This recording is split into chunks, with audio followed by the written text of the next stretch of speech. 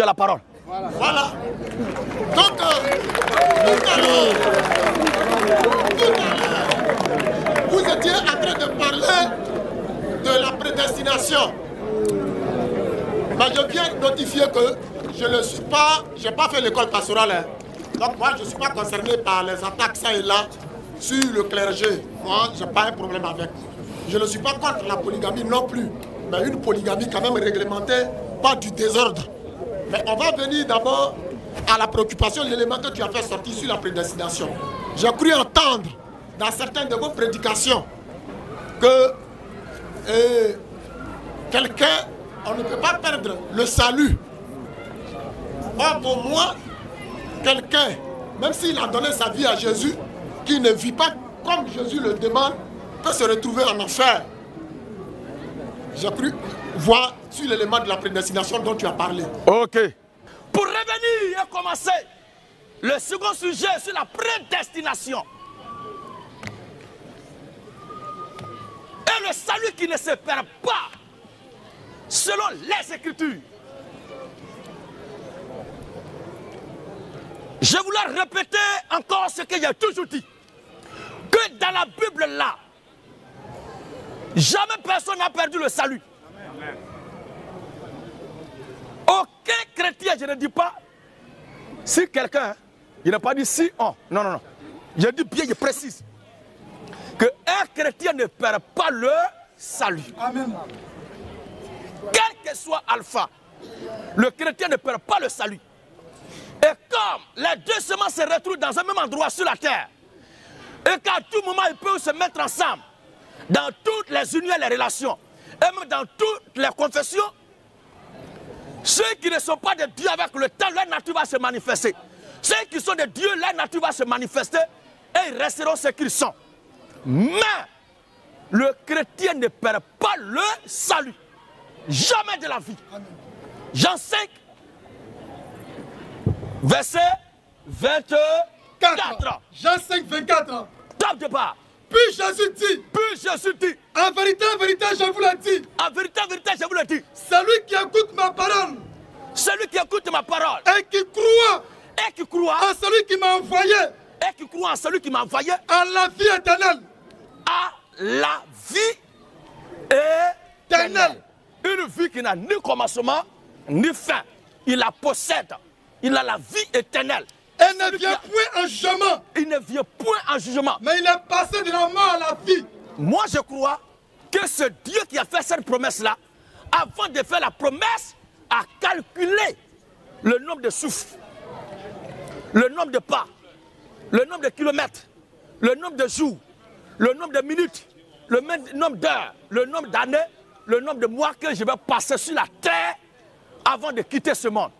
Le nombre des actes que je vais poser. Il a tout calculé, il a tout imaginé, il a tout réglé et il me donne la vie éternelle. C'est sur cette base, croyant que Dieu est tout puissant et qu'il connaît le commencement et la fin depuis l'éternité et que rien ne l'échappe, croyant que sa parole est la vérité, je le dis encore que le chrétien ne perd pas le salut. Amen. Voici ce que je dis. Pour moi, un chrétien peut perdre le salut. On peut prendre la Bible dans Hébreux 6, verset 6.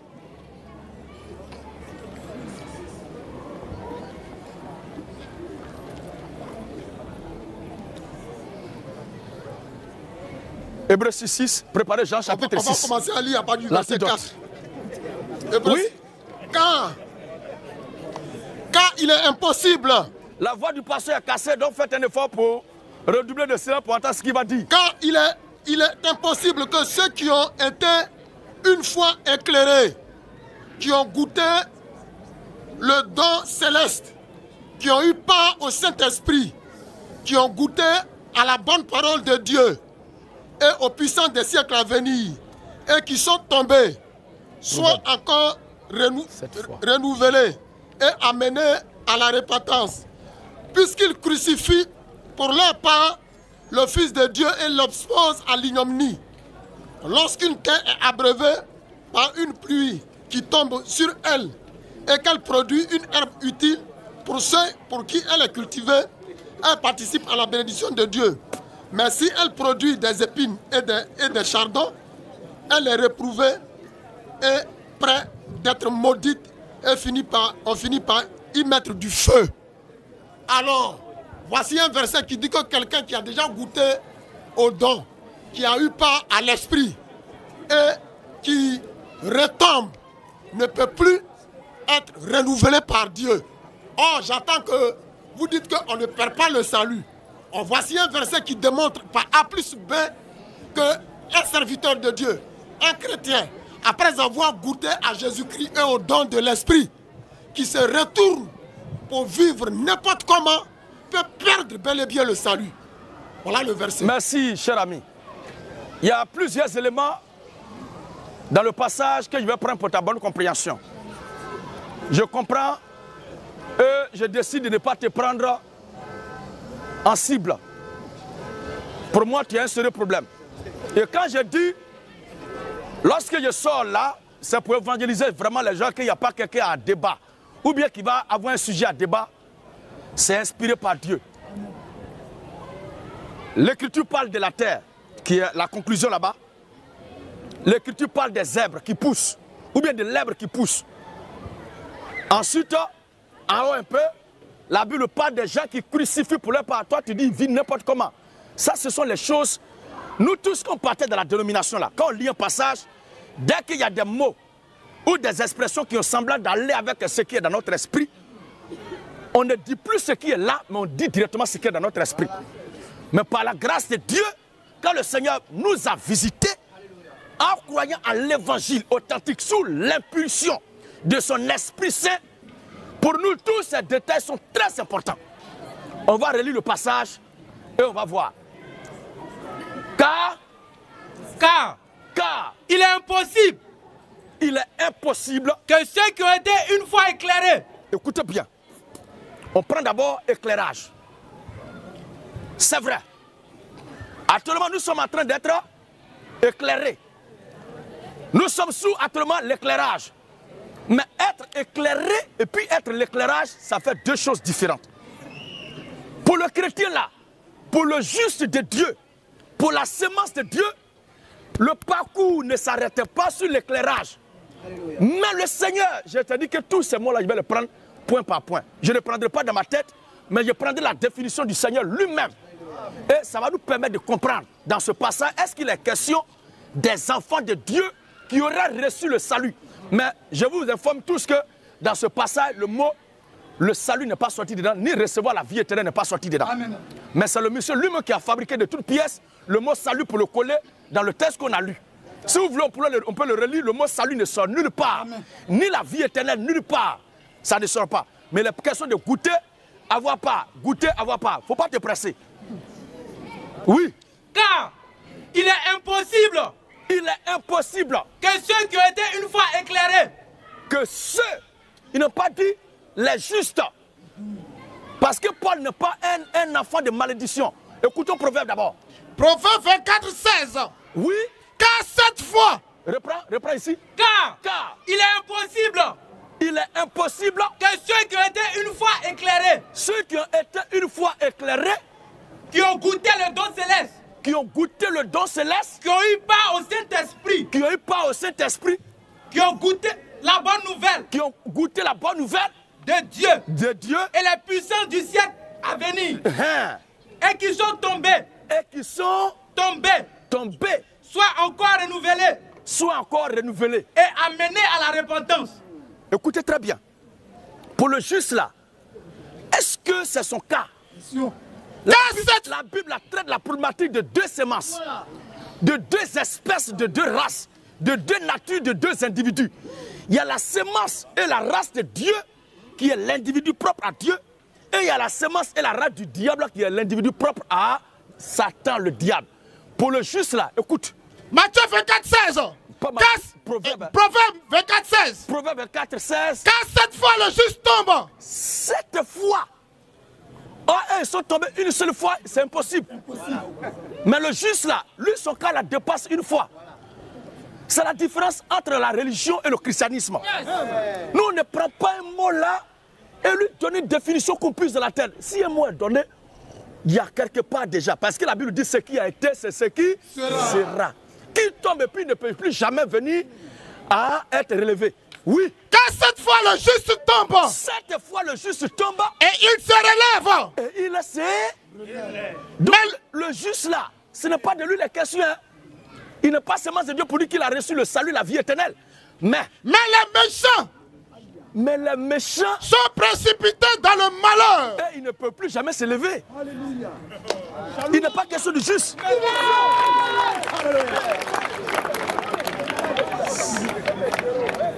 Oui. Nota numéro 1. Donc, alléluia. Donc, dans les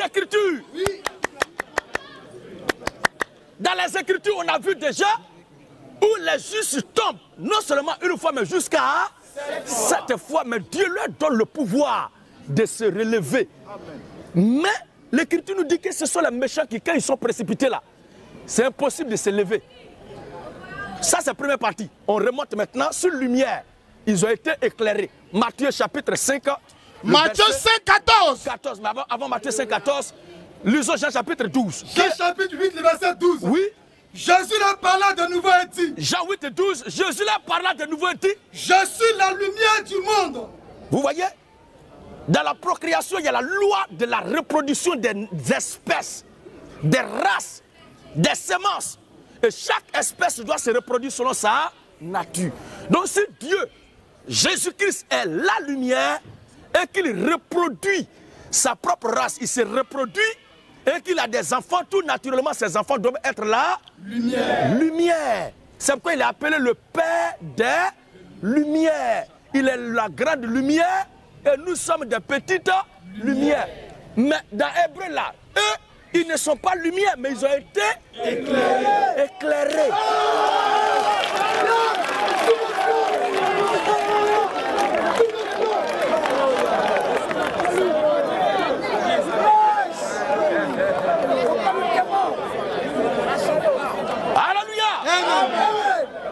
Oui.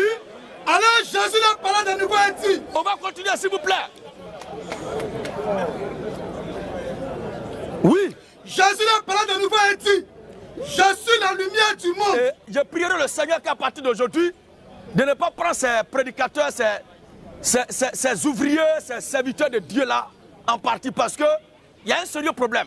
Un homme peut commettre une erreur et quelqu'un peut se tromper. Si quelqu'un se trompe, on va lui dire, ah, tu t'es trompé. En lui montrant, il peut se réveiller. Mais quand c'est une erreur, ça veut dire que l'individu ne sait même pas. Il va répéter la même chose plusieurs fois. En réalité, les gens n'ont jamais connu ces choses. Et ce sont des choses aussi qui ne sont pas enseignées en Côte d'Ivoire. Mais c'est divinement poussé que ça vient. Alors, je comprends et je prierai plus le Seigneur pour ne pas que la vigueur de mon âge là me donne toujours d'être virevoltant envers vous, mais d'user de compassion. Sinon, un serviteur de Dieu, guide, conducteur du peuple, ne devait pas avoir ce genre de problème encore au niveau de la compréhension. Mais Jésus leur parla de nouveau et dit. Jésus leur parla de nouveau et dit. Je suis la lumière du monde. Je suis la lumière du monde. Et celui qui me suit. Et celui qui me suit ne marchera pas dans la ténèbre. Vous voyez actuellement qu'il est nuit, il fait nuit. Et nous sommes dehors, dans le noir. Ça ne veut pas dire que quand tu es chrétien, tu ne dois pas être dehors la nuit. Mais quand le Seigneur dit celui qui me suit ne marchera pas dans les ténèbres, il est question de la lumière, de la connaissance. Alléluia. Mais de l'ignorance aussi, des ténèbres de l'ignorance. C'est de ça le Seigneur parle. Celui qui me suit oui, ne marchera pas dans la ténèbre. En d'autres termes, mais il aura la lumière de la vie. Ah, ils ont été éclairés, ils ne possèdent pas la lumière. Amen. Matthieu dit quoi? Matthieu 5, 14. Écoutez bien. Vous êtes la lumière du monde. Il n'a pas dit que vous êtes les éclairés. Donc le chrétien, c'est vrai, il fait partie des éclairés, mais son état là ne s'arrête pas à l'éclairage. De l'éclairage, il devient l'éclairage.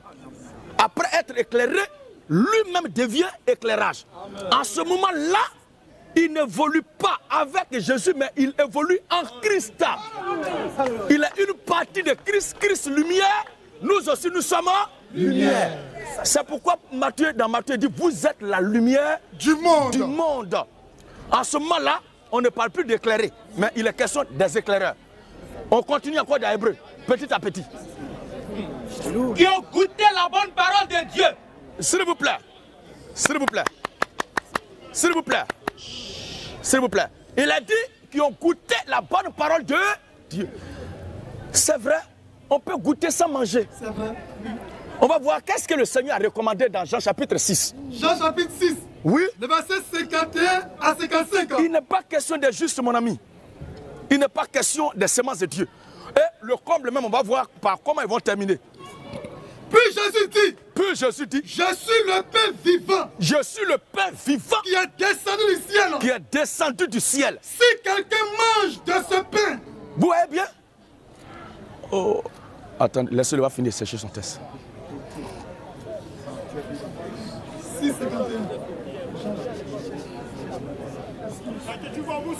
Non, c'est lui le premier concerné. Comme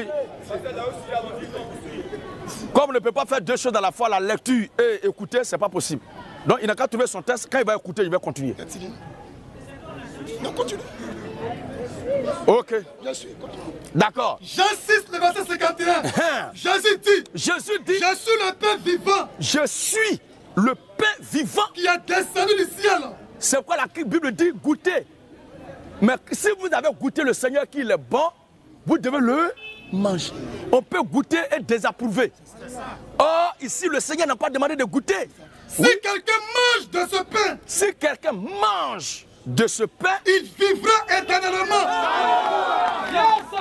Or, ces gens dans Hébreu là, ils n'ont pas mangé. Ils ont goûté.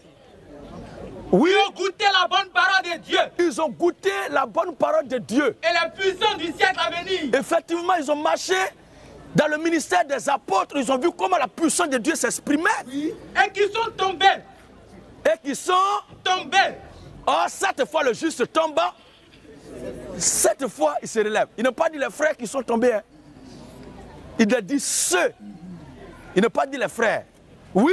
Et qui sont tombés, soient encore renouvelés. Soient encore renouvelés. Et amenés à la repentance. Et amenés à la repentance. Puisqu'ils crucifient pour leur part. Est-ce qu'un enfant de Dieu, est-ce qu'un chrétien, quelqu'un qui a le Saint-Esprit en lui, qui a Christ en lui, peut crucifier Christ?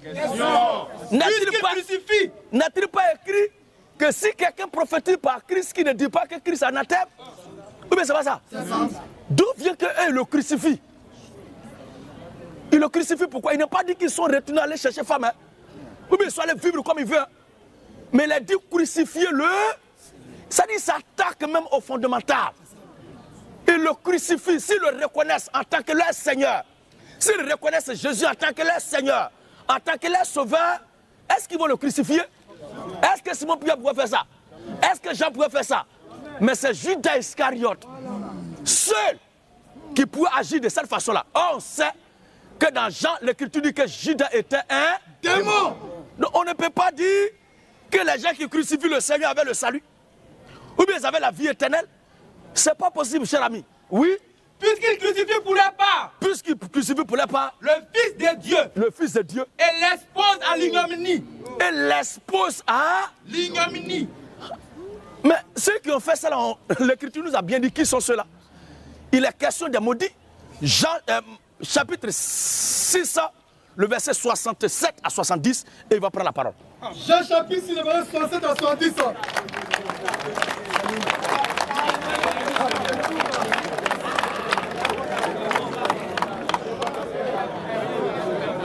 Nous avons vu comment les pharisiens traitaient le Seigneur.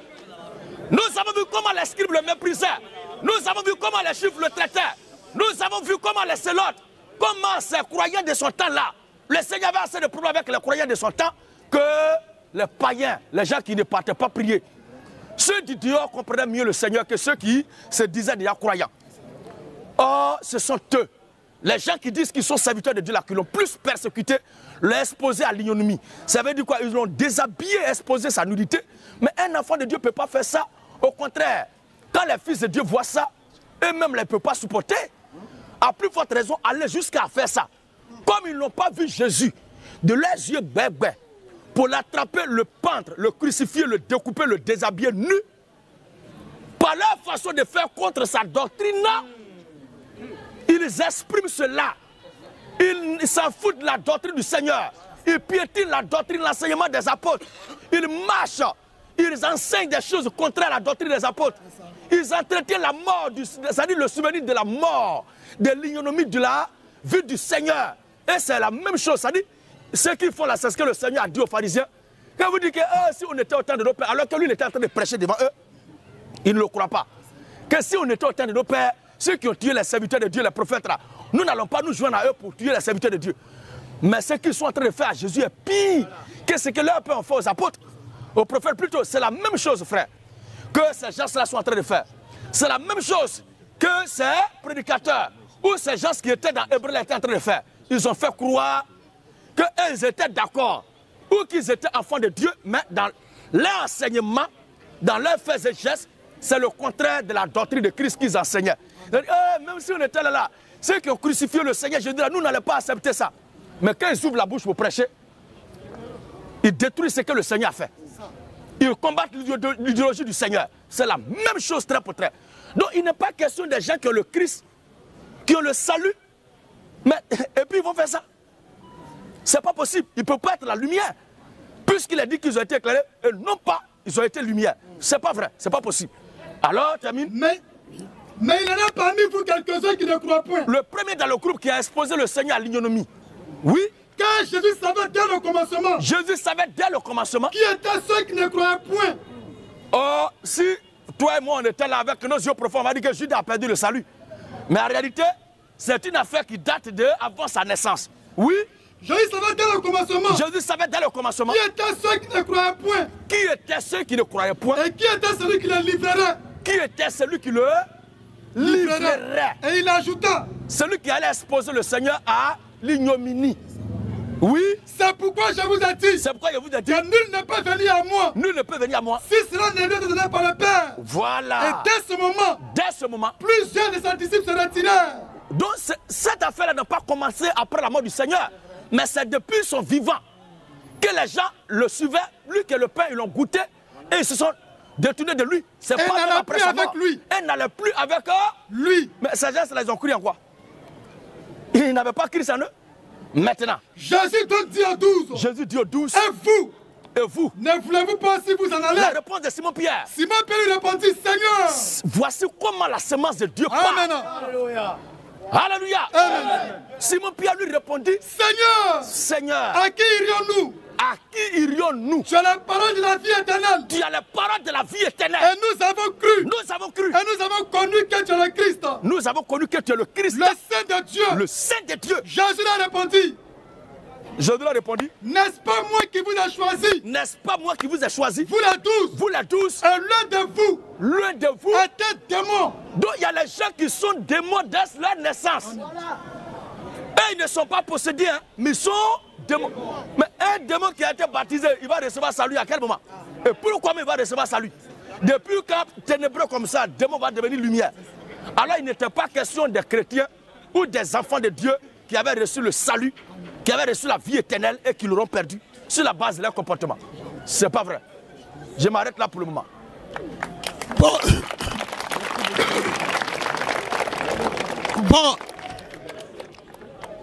Dans la Genèse, Adam et Ève, tu as dit que le juste tombe 7 fois et Dieu le relève. Adam a désobéi à Dieu en consommant l'arbre de la connaissance du bien et du mal. Pardon, pas ça.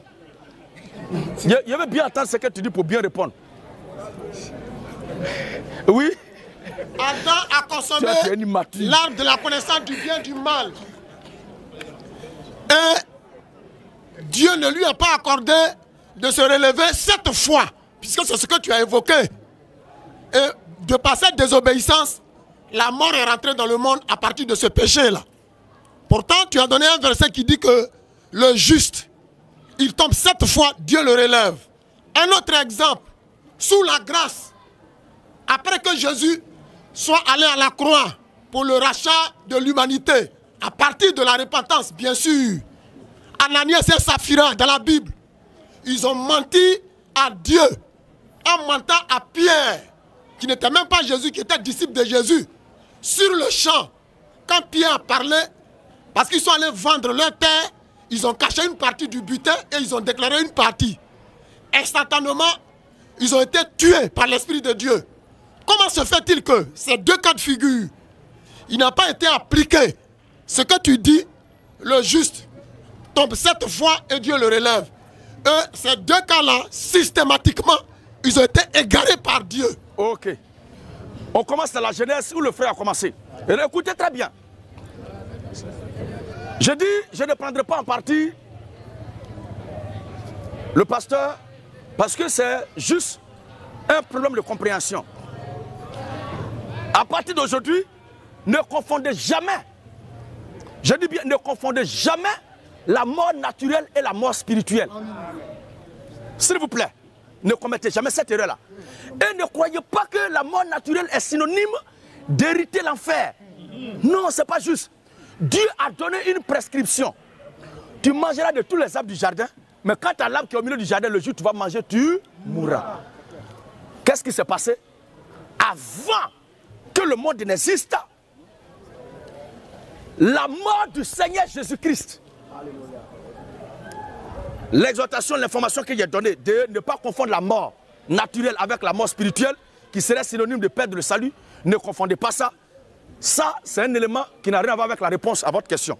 C'est maintenant que je vais commencer la réponse à la question. Dans la Genèse là, ce qui est arrivé à Adam et Ève là, eux-mêmes ils ont été victimes du programme arrêté de Dieu. J'explique simplement. La mort de Jésus était arrêtée. Il y a un Dieu qui a créé toutes choses.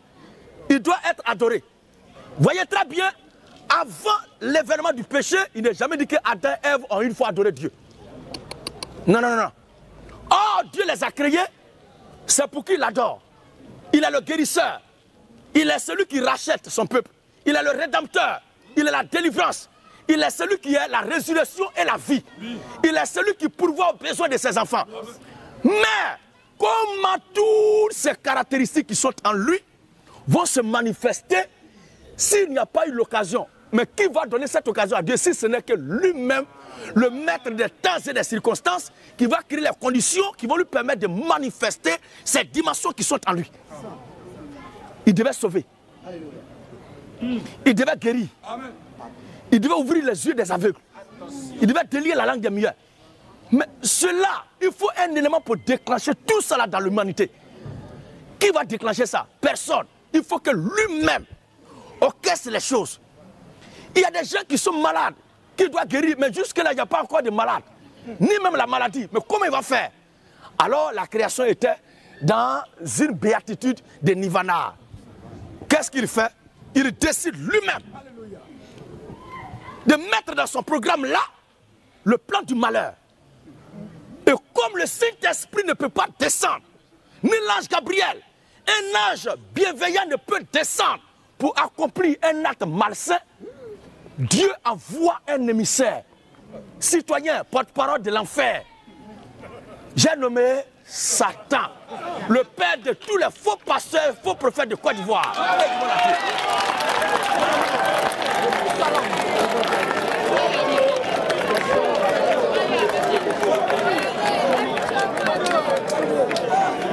Alléluia.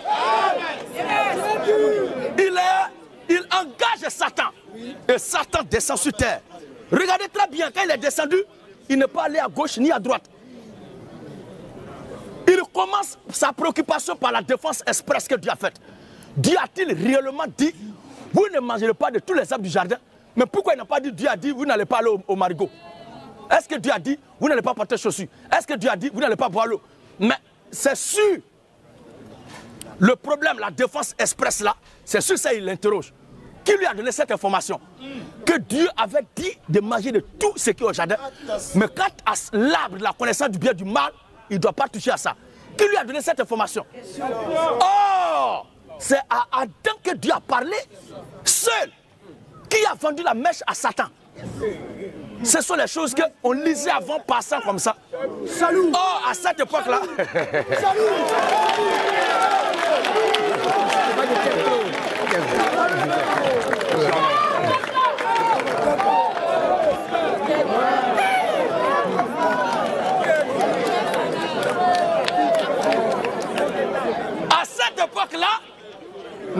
on lisait comme ça. Le seul problème auquel je suis confronté, c'est le problème de ma race. C'est parce que je suis noir. Sinon, si j'étais blanc, mais malgré que je suis noir, je suis fier. Et c'est Dieu qui a fait cela pour que l'écriture qui dit Dieu prend les choses viles pour confondre ce qui est ça, ce qui existe. Et c'est ça que Dieu est en train de faire. Alors, il donne l'information à Satan pour dire va maintenant. C'est pourquoi quand le mal... Ça c'est écrit où Dieu a donné l'information à Satan de dire de partir. Lisons maintenant. C'est pas écrit. Proverbe. Proverbe 16.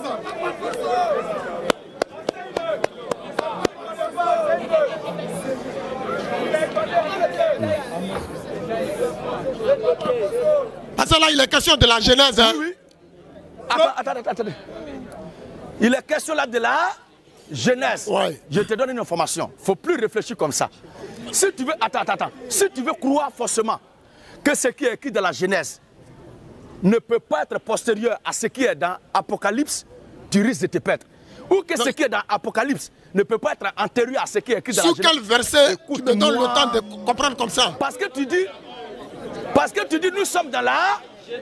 Donc la réponse selon toi qui doit donner doit censé être dans la Genèse. Oui. J'ai dit non, c'est pas ça. Si tu penses que le livre de Matthieu, les événements qui sont décrits dedans là, doivent être forcément avant le livre de Lucas, c'est pas juste. Parce que le livre d'Apocalypse chapitre 1, ce qui est décrit dedans là, doit s'accomplir avant ce qui est écrit dans le livre de Jean. Or, le livre d'Apocalypse vient après Jean. Il y a les choses qui sont écrites dans la Genèse et il y a d'autres qui sont écrites dans Ésaïe. Or, ce qui est écrit dans Ésaïe doit s'accomplir d'abord avant de donner avis à ce qui est dans la Genèse. C'est ce que je suis en train de te dire. La parole de Dieu est un ensemble de tout.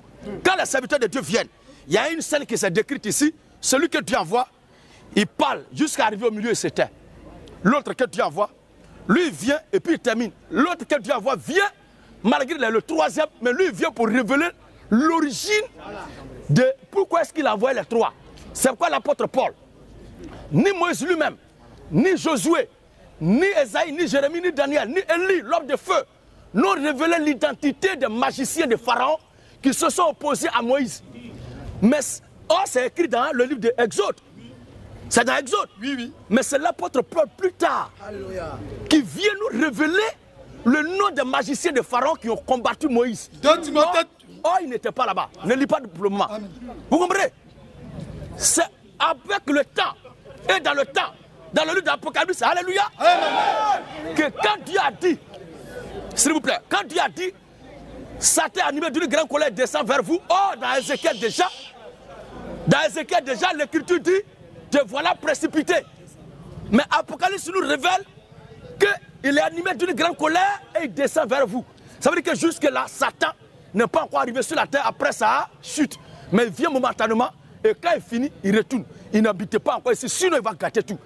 Donc toutes ces choses-là, dans le livre de Matthieu, chapitre 23, l'Écriture nous décrit l'événement, l'apparition des faux prophètes.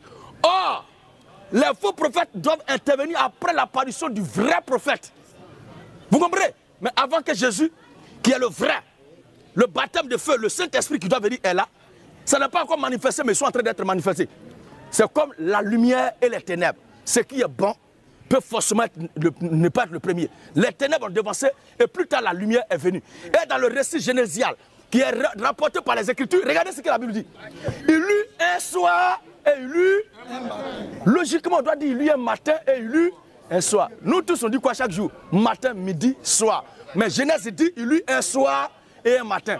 Dieu a renversé les choses expressément pour que les Écritures soient égarées.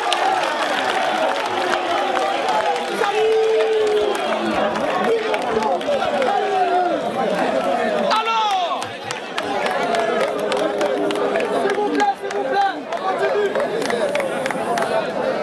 alléluia. Oui, je viens. Où Dieu a dit ça à Satan, on va lire maintenant, on va partir rapidement. Proverbe 16, le verset 4. Proverbe 16, 4. L'éternel Dieu. Proverbe 16, 4. L'éternel Dieu a tout fait pour un but. L'éternel Dieu a tout fait pour un but. Un but très précis. Même le méchant. Même le méchant. Même le méchant. le méchant. Pour les jours du malheur. Or, nous tous, on sait, dans Jean, pour ne pas perdre le temps, c'est Satan qui est le méchant.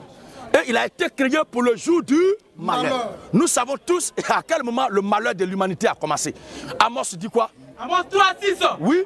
Chantons de la trompette dans une ville. S'il vous plaît, les gars. Chantons de la trompette dans une ville. Sans que le peuple soit dans l'épouvante. Arrive-t-il un malheur dans une ville? Arrive-t-il un malheur dans une ville? Sans que l'Éternel en soit l'auteur. Sans que l'Éternel en soit l'auteur. Vous voyez bien? Donc, le fait que Satan est venu là, il n'est pas venu de lui-même. L'auteur de ce qu'il est venu faire, la Bible dit c'est l'Éternel. Vous comprenez bien? À cette époque-là, il n'y avait pas deux Satans, il n'y avait pas trois Satans, il était seul Satan. Et il est venu vers Ève. Quand le mal est rentré, après qu'ils aient péché, la Bible dit qu'ils ont eu l'idée de chercher maintenant la voie de l'arbre de la vie. Et regardez ce que Dieu dit.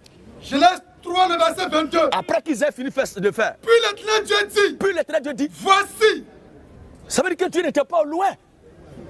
Parce que dans l'oratoire grammatical, entre voix là-bas, qui est voilà, et puis voix ici, qui est voici, il y a une grande différence. On peut faire une description lointaine en disant voilà. Mais une description prête, proche, à côté de toi, on dit voici. Puis l'Éternel Dieu dit. Puis l'Éternel Dieu dit. Voici. Voici. L'homme est devenu comme l'un de nous. Oh, dans la prophétie que Dieu a donnée, il n'a pas mentionné ça. C'est Satan qui a dit, le jour où vous allez manger, vos yeux s'ouvriront pour la connaissance du bien et du mal, vous serez comme des... Non. Mais comment Satan a su? Et Dieu plus tard vient confirmer ce que Satan a dit. Dieu a dit, voici. L'homme est devenu comme l'un de nous. Voici le vieux qu'il a envoyé là. Pour la connaissance du bien et du mal. Pour la connaissance du bien, voici l'objectif que Dieu visait. Maintenant que l'homme a connu ça, empêchons-le maintenant. Cette fois le juste tombe, cette fois ici, c'est lui-même qui l'a empêché. Empêchons-le maintenant. Empêchons-le d'avancer sa main. Parce que Adam était juste. Je ne dis pas il est injuste, hein, mais il est injuste. Il est juste. C'est pourquoi la voie de la repentance, l'arbre de la vie, l'intéresse directement parce qu'il sait qu'il vient de sombrer. Maintenant, Dieu intervient pour dire empêchons-le maintenant. Parce qu'il avait en lui le désir d'introduire la maladie, les calamités, les catastrophes, les fléaux, le désastre, la mort, puisqu'il est la résurrection. Mais comment il va manifester la résurrection si la mort n'est pas venue? Lui-même, il est l'acteur et le metteur en scène. Il a orchestré ces choses. Et dans Matthieu chapitre 24, écoutons-le lui-même. Oui, verset 6. Matthieu 24, 6. Voyez-vous? Matthieu 24, 6. Oui. Vous entendrez parler de guerre. Vous entendrez parler de guerre. Et de bruit de guerre. Et de bruit de guerre. Or, il est le témoin fidèle. Il est le véritable. Donc, s'il donne ses prophéties, il doit certainement s'accomplir. Mais qu'est-ce qu'il voit? Qui le presse à donner ses prophéties? Vous entendrez parler de guerre et de bruit de guerre. En réalité, l'événement de Matthieu là, dans ce que nous les chrétiens, nous appelons la révélation du mystère caché des sceaux. Le livre de Matthieu là, il est dans la Genèse. Amen. De la même façon que le livre de la Genèse est le livre des semences, quand vous lisez Matthieu, le Seigneur aime beaucoup parler des semences. C'est pourquoi tout à l'heure, dans Hébreu qu'on avait lu, la Bible dit une terre abreuvée par la pluie et elle donne de l'herbe. Mais les herbes qui poussent là, Dieu n'est pas propriétaire de n'importe quelle semence qui va donner n'importe quelle herbe. La semence, l'herbe que Dieu dépose la semence dans le sol là, c'est le blé. Mais il y a aussi l'ivraie. Il y a aussi les arbres aussi qui donnent les épis. Et il y a aussi d'autres qui donnent des épines. Donc l'épi avec l'épine, ce n'est pas la même chose. Alors si un arbre produit, ou bien l'arbre produit des épines, il est notoire qu'on coupe pour mettre dans le feu. Mais le blé ne peut pas être jeté dans le feu. Il est né blé. Oh, c'est blé qui est semence de Dieu. Amen. Ne confondez pas les deux, s'il vous plaît, frère. Oui. Vous entendrez parler de guerre. Vous entendrez parler de guerre. Et de bruit de guerre. Comme il a fini maintenant d'introduire le chaos, voici maintenant ce qui va se passer. Gardez-vous d'être troublés. vous voyez ce qu'il dit? Gardez-vous d'être troublés. Car il faut que ces choses arrivent. C'est un impératif. Mais cette impérativité-là ne peut voir le jour que si et seulement si lui qui est le concepteur et le conservateur de toutes choses, puisqu'il n'y a pas un plus fort que lui. Il n'y a pas quelqu'un qui est fort que lui qui va venir s'opposer à lui. Si et seulement si lui-même n'a pas introduit ces éléments, c'est Dieu qui est le metteur en scène, qui est l'acteur et qui est le réalisateur. Si vous ne comprenez pas ça, vous risquez d'être en conflit avec moi permanemment. On va terminer à faire de la mort maintenant. Alléluia. Comme le Seigneur a dit, le salaire du péché, c'est la mort. Mais le don gratuit de Dieu, c'est la vie éternelle en Jésus-Christ. Il est question de la mort naturelle. Sinon, les Moïse, les Aaron qui sont quittés en Égypte là, Moïse a fait quelque chose qui a fâché Dieu. Dieu l'a frappé, Moïse, il a demandé pardon jusqu'à Dieu ne l'a pas accepté. Dieu l'a frappé, Moïse est mort. Vous allez me dire que Moïse est parti en enfer? Non. Regardez très bien lors de la translation, la transfiguration du Seigneur dans Matthieu chapitre 17, la Bible dit, il y eut une apparition d'Élie et de Moïse. Élie, qui est l'image des chrétiens, du corps de l'épouse parole qui va être enlevé vivant. Yes. Et Moïse, qui est l'image des chrétiens qui sont passés par la mort. Donc les deux qui sont représentés là, et ils sont sortis de la gloire du Seigneur Jésus-Christ. Donc Moïse, un citoyen de l'enfer, va faire quoi de la gloire du Seigneur? Il n'a pas que, oh, il est mort parce qu'il a fait quelque chose, Dieu n'a pas accepté ça, il a frappé, il est mort. Venons à Ananias et Saphira. Ananias et Saphira, ce qu'ils ont fait n'est pas en rapport avec le côté spirituel. Non. Comment? Ce qu'ils ont fait là, c'est un problème purement naturel. Ce n'était pas en rapport. Et je voudrais ajouter ceci, ça paraît subtil, mais c'est très important comme élément.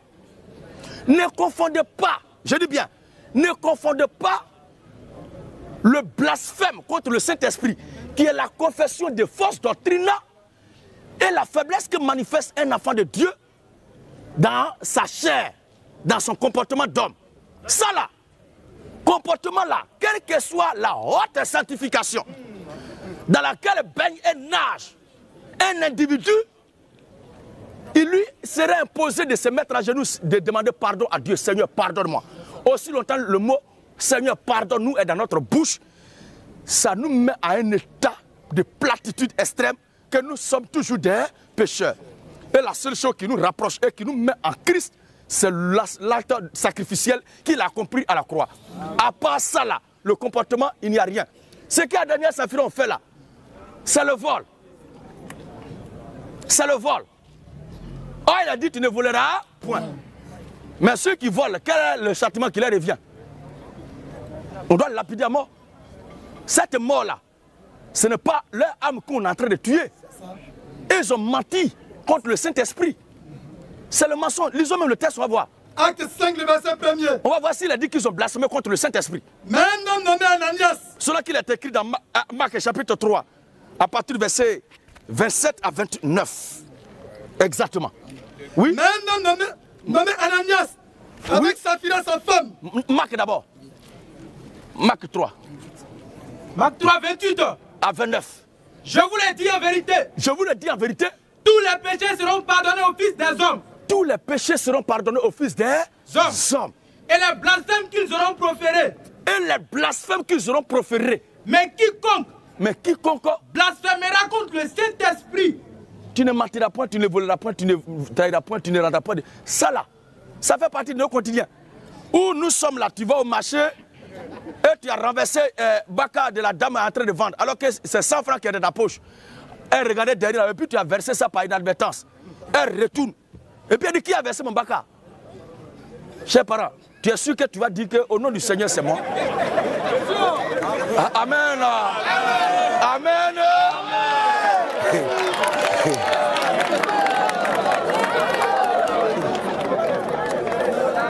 Alléluia. Il y a ce qu'on appelle péché nécessaire. Si c'est un péché en tout cas. Parce que là, même Simon Pierre lui-même arrivé devant une telle situation, les gens ont attrapé Jésus en train de l'arracher sa barbe, frapper, chicoter. On dit, lui là, on le reconnaît, il est avec Jésus. Simon a dit, il a appelé ce Dieu-là le Seigneur, cet homme. Il dit, je ne connais pas cet homme. Quand Coq a chanté cela, Simon Pierre a commencé à pleurer. Il dit, Donc il a fait encore le vieux comme ça. Mais Simon ne va pas aller en enfer pour ça. Alors, mais quiconque blasphémera contre le Saint-Esprit, voilà, n'obtiendra jamais de pardon. Il n'obtiendra jamais de pardon. Il est coupable d'un péché éternel. D'un péché éternel. D'un péché éternel. Ça dit, il a commis cela, c'est fini. Ça va le suivre de l'autre côté. Mais, ici maintenant, Acte 5, le verset 1er. L'histoire d'Ananias et Saphira. Mais un homme nommé Ananias. Un homme nommé Ananias. Avec Saphira, sa femme. Avec Saphira, sa femme. Vendu une propriété. J'ai entendu plusieurs développeurs qu'Ananias et Saphira ont perdu le salut. Frère, écoutez bien. Écoutez très bien. Le temps est vraiment parti. Il y a beaucoup à dire. Et comme ici, je vois que c'est la nuit, les gens sont beaucoup près. Ils sont là. On va revenir. Dieu merci. Pas que je veux amender les préoccupations du frère, mais nous sommes dans un pays et il faut respecter certains normes. Parce qu'il y a certains, il n'y a pas d'accès à tout le monde, doit rentrer. On ne sait pas dans quelles conditions. Je voulais dire ceci, avant de terminer et tirer la conclusion. Ne commettez jamais l'erreur de croire dans votre esprit que c'est vous, croyants ou brebis du Seigneur, qui possédez le berger. Ce n'est pas vrai. Parce que quand vous parlez de perdre le salut, ça veut dire que jusque-là, la révélation de qui est et qu'est-ce que le salut, vous n'avez pas encore la lumière. S'il vous plaît, s'il vous plaît, s'il vous plaît, s'il vous plaît. Ici, là, nous, on parle de la Bible. Alors, si vous ne savez pas qu'est-ce que c'est le salut et qui est le salut, vous allez toujours avoir l'idée et la peur de le perdre. Or, dans les Écritures, on ne va pas rentrer là-bas maintenant, le salut là est une identité divine. Amen. C'est Dieu lui-même, le Seigneur Jésus-Christ, venu sur terre pour nous sauver. Où je suis là, entre le supérieur et l'inférieur, qui doit craindre de perdre? Entre la brebis et le berger, qui doit craindre de perdre? C'est le berger qui veille pour ne pas perdre sa brebis. Or, nous sommes les brebis du Seigneur. Comment Jésus va m'accuser de l'avoir perdu? Ça veut dire que c'est lui qui est le berger fainéant. Lisons le passage, Jean chapitre 10. Jean 10, 26.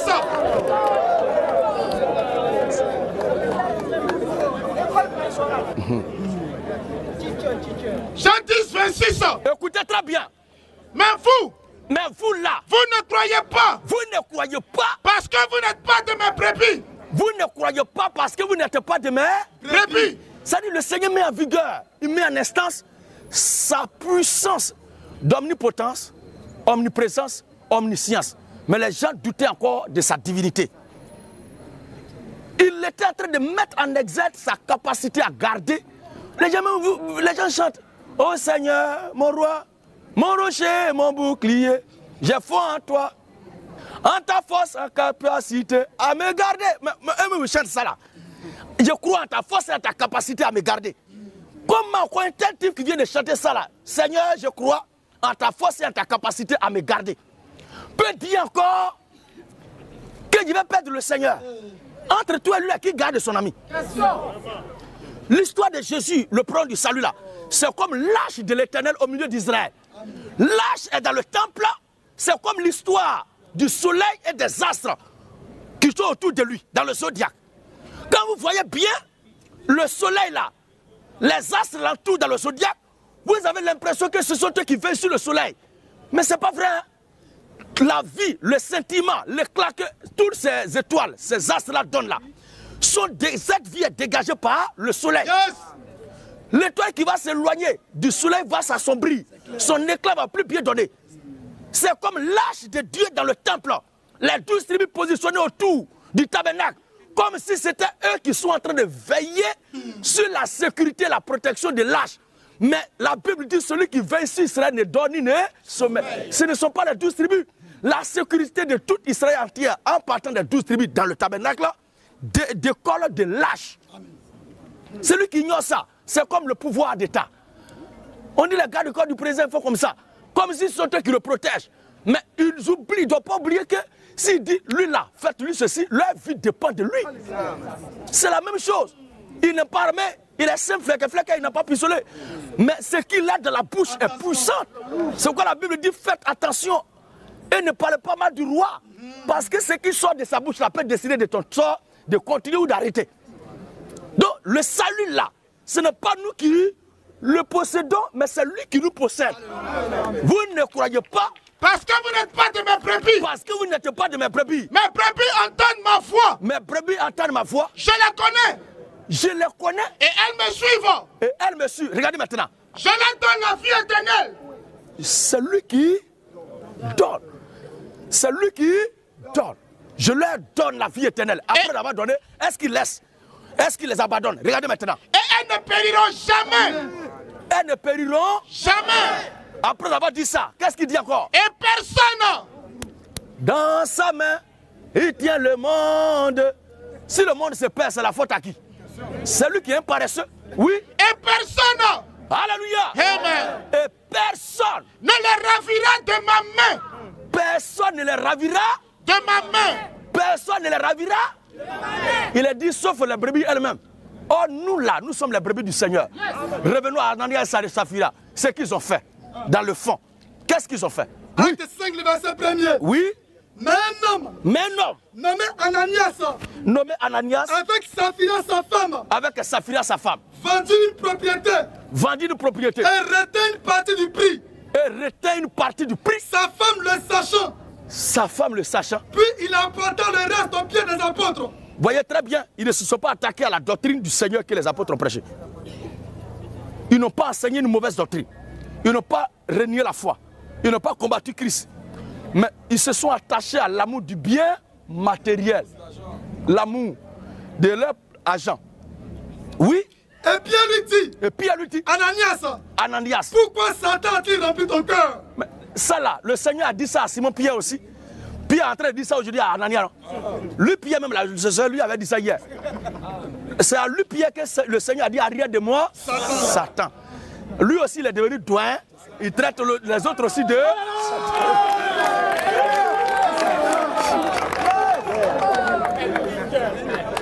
Alléluia. Donc si c'est sur la base que Satan remplit son cœur, qu'il allait en affaire, pour Simon Pierre lui-même, là, c'est pire, il n'a pas dit Satan est rempli ton cœur, il dit arrière de moi, Satan. C'est-à-dire que c'est toi qui es Satan. Mais... Et Pierre lui dit. Oh, c'était Satan effectivement qui a parlé par la bouche de Pierre, c'est à lui le Seigneur s'adressait. Et c'est Satan qui a utilisé ses frères à retenir le blé. Oui. Ananias. Pourquoi Satan a-t-il rempli ton cœur? Oui. Au point que tu mentes au Saint-Esprit. Au point que tu mentes au Saint-Esprit. Et que tu as retenu une partie. Il n'a pas blasphémé contre le Seigneur. Du prix du champ. Oh, le Saint-Esprit, c'est le Seigneur. Un enfant peut mentir à son père. Selon qu'il est écrit, tu ne mentiras point. Ça veut dire que le peuple ment. C'est parce que le peuple ment qu'il est écrit, tu ne mentiras point. Et la parole va plus loin en disant, le Seigneur n'est point un homme ni un fils de l'homme pour mentir. Ça veut dire que si on est l'homme là, on va mentir. Lequel d'entre vous n'a jamais menti? Si c'est pour ça, Ananias, Saphira soit là en affaire, c'est que Dieu sera sûr là-bas. Souvent même ton frère sent. Alléluia. Amen. Ton frère sent. Ta meilleure camarade te demande quelque chose. Vu que c'est que sur toi ne suffit pas, tu lui dis simplement, toi, le problème que tu lui expliques là. Et même là, lui, il a enlevé le peu qui est sûr pour te donner. Il y a les gens, ils sont malhonnêtes aussi. Hein. Alléluia. Amen. Vas-y, frère. S'il n'eût pas été vendu. S'il n'eût pas été vendu. N'était-il pas? Et après qu'il a été vendu. Oui. Le prix. N'était-il pas à ta disposition? Est-ce que ce n'est pas ton argent à toi? Comment as-tu pu mettre en ton cœur? L'homme de Dieu a dit simplement, il faut dire que voilà mon argent, mais je ne partage pas avec vous. C'est ce qu'il demandait. Mais lui, il a dit que c'est tout qui est là. Doutant ainsi de la capacité de Dieu de voir toutes choses. Alors, Ananias entendant ces paroles, tomba et expira.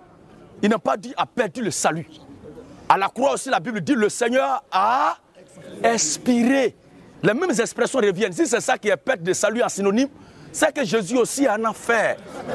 Alléluia. Amen. Gloire, adoration, la suprématie, la magnificence sur ceux.